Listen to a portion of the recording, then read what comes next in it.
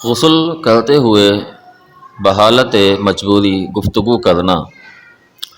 کیا غسل خانے میں نہاتے وقت گفتگو بوقت ضرورت کی جا سکتی ہے؟ جواب: غسل خانے میں نہاتے وقت بوقت ضرورت گفتگو کرنا جائز و درست ہے۔ اس کی دلیل صحیح حدیث ہے کہ ام ہانی بنت ابی طالب فرماتی ہیں کہ میں رسول اللہ صلی اللہ علیہ وسلم کے پاس گئی۔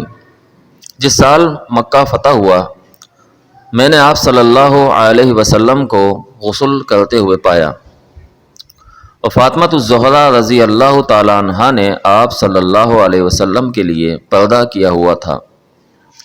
میں نے آپ صلی اللہ علیہ وسلم کو سلام کیا۔ آپ صلی اللہ علیہ وسلم نے فرمایا، کون ہے؟ میں نے کہا، میں ام ہانی ابو طالب کی بیٹی ہوں۔ آپ صلی اللہ علیہ وسلم نے فرمایا، مرحبا۔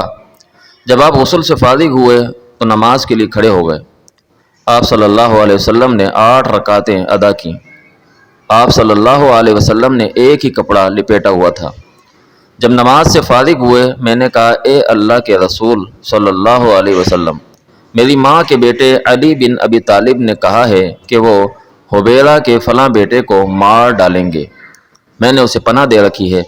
تو رسول اللہ صلی اللہ علیہ وسلم نے فرمایا، اے ام ہانی، جسے تو نے پناہ دی، ہم نے بھی پناہ دے دی۔ ام ہانی نے کہا، یہ چاشت کا وقت تھا۔ اس حدیث سے معلوم ہوا، جو کہ صحیح بخاری کتاب الصلاۃ باب الصلاۃ فی ثوب واحد کے اندر موجود ہے، کہ غسل کرتے وقت دوسرے فرد سے بات کی جا سکتی ہے، جیسا کہ رسول اللہ صلی اللہ علیہ وسلم نے ام ہانی کے بارے میں پوچھا اور مرحبا بھی کہا۔ لہٰذا اگر کوئی شخص غسل خانے میں نہا رہا ہو اور کسی چیز کی ضرورت پڑ جائے تو وہ طلب کر سکتا ہے۔